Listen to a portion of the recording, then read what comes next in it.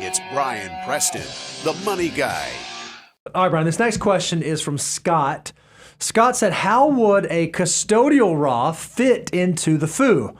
Trying to get the Army started for the next generation. I love that he used all of our language, because if somebody's stumbling onto us for the first time, Brian, why don't you explain what is a custodial Roth, what is the FU, and how does that fit into it? Where does that come in the order of operations? Yeah, Scott, thanks for asking this question. What's funny is I normally don't like to do client calls and meetings on recording days, because we're getting ready for this. But I had a client, and he said, hey, he had some family stuff going on, but he threw in the stuff about custodial accounts for his teenage daughters.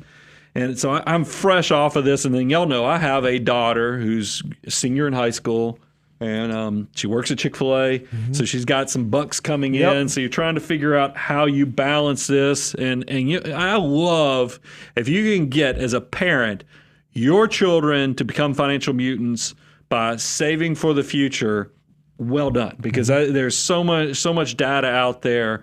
Millionaire Next Door and Beyond and others that show that we have an epidemic right now in the fact that most adult children don't leave the nest.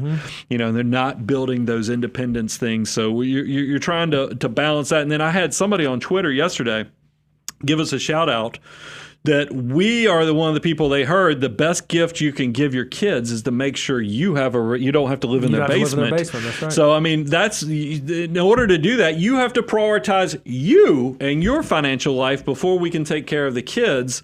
And that's why financial order of operations, just like mathematics have a way you need to solve a math equation to get to the right answer, your financial life is exactly the same way. And there's two places I'll give you a shout out to. You can go to moneyguy.com/resources, and we have an actual free download of what those 9 steps of the financial order of operations. If you want to do a deep dive or accelerate your path, you can also go to learn.moneyguy.com, and we actually have a financial order of operations course that really can help you amp up how fast you adopt and make it through the process. But here's the key thing it's trying to do. If you think about steps 1 through 7, they're going to focus on you building the best version of yourself financially. It's not until you get to step 8 of the 9 steps of financial order of operations, which is prepaid expenses, and that's where the kids come into play. So I'm assuming, and hopefully you've done steps 1 through 7. Now we've graduated to step 8, and this is where I want to give you the greatest gift you can do for your kids. As soon as they start working and start making money, just like your employer has a matching contribution formula for your 401k or 403b, whatever you work with, you can do the same thing for your kids. I do a dollar for dollar match on my daughter's earnings, and I put it in there so she can see how this is actually, there is a behavioral thing that goes on. And then you know what happens, what affirms this even more, is I make a contribution. She makes a contribution. As a direct result of that, I make a matching contribution. There's one other person or one other entity that's also making a contribution. That's called the financial markets. And it is so glorious when they make their first $1,000. And then you say, hey, what do you make an hour?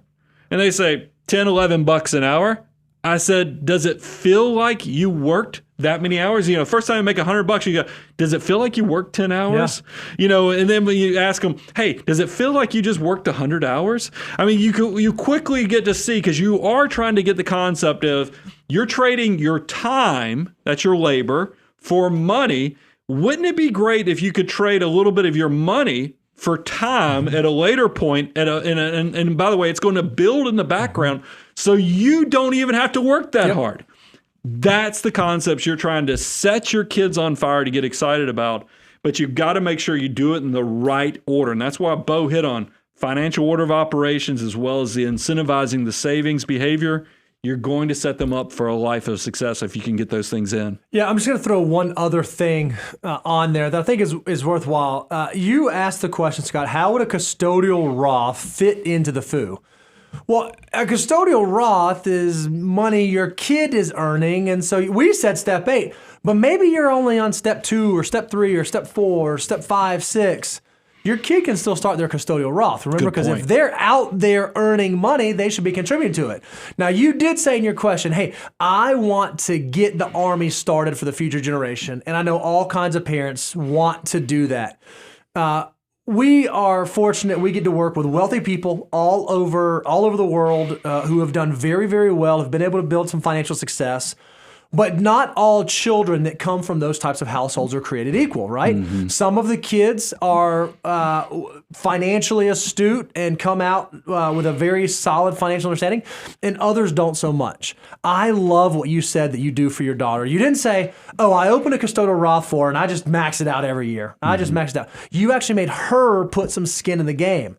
We know that one of the traits of millionaires next door is that they don't have to provide economic outpatient care for their kid. Even starting early on, if you can get your kid to buy into it, there's a high likelihood that you're going to set them up for success, which in turn is setting you up for success later in life, once they actually get out of the nest and fly the coop. So I love this idea of a custodial Roth, but I also love it if you can make the child have some buy-in into it as well. I was thinking about, because I made my daughter pay for half of her car. Mm-hmm. And as a parent that has resources, there was a lot of incentive to go buy her the latest, newest car. Sure, safety and all. Well, yeah, because now the new cars will keep you in the lane. They'll stop you, and so you don't run into something. Mm-hmm. And it was a lot of brain things were going on. It's like, man, as a father who wants to keep my child safe, I need to probably buy her something safe. But at the end of the day, I was like, nope, I want her to have skin in the game of this car purchase.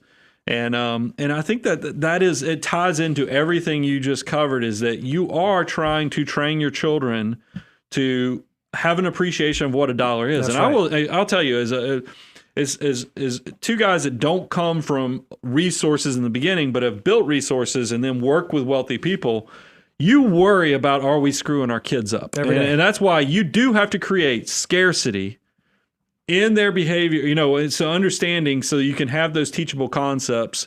Because if everything's easy, what are you setting them up for when they leave the nest? If you've given them the best all through their life, and then they go start working on their own, they're going to realize, what the heck am I doing? Mm-hmm. I never can have the life. And that's when they, I'm not saying that's why all kids live at home, but I do think that there is an influence if you're not trying to build some of those independent skills for your adult children.